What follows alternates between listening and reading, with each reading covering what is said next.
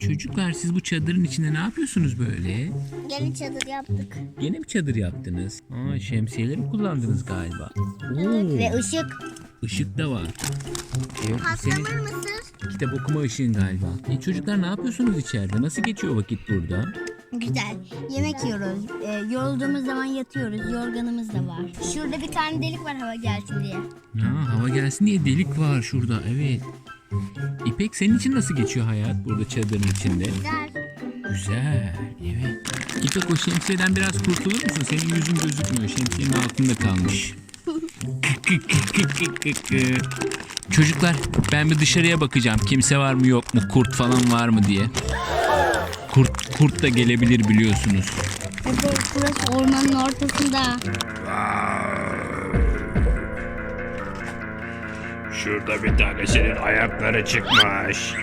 Ya, bu çocuklar nerede ya? Çocuklar dışarıda kurt var. Çocuklar dışarıda kurt var. Sessiz olun. Sessizce ciplerinizi yiyin. Sütünüzü için. İpek, dışarıda kurt var kızım. İnanıyor musun?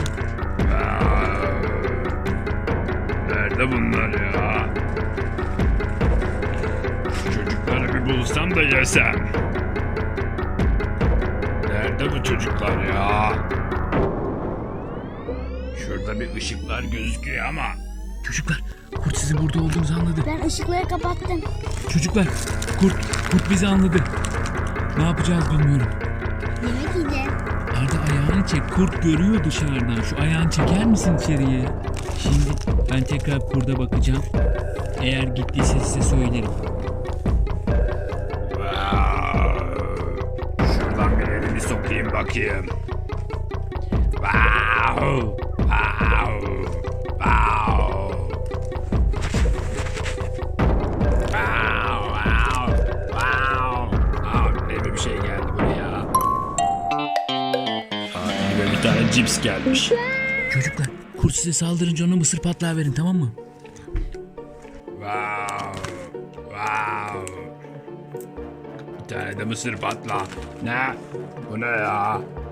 Bir tane cips geldi, bir tane mısır patla. Neyse bunları yiyeyim gideyim bari. Çocuklar, kurt mısır patlağı ve cipsi aldı gitti. Kurtulduk ondan. Aa, bu gevrek ama. Gevrek, çak İpek.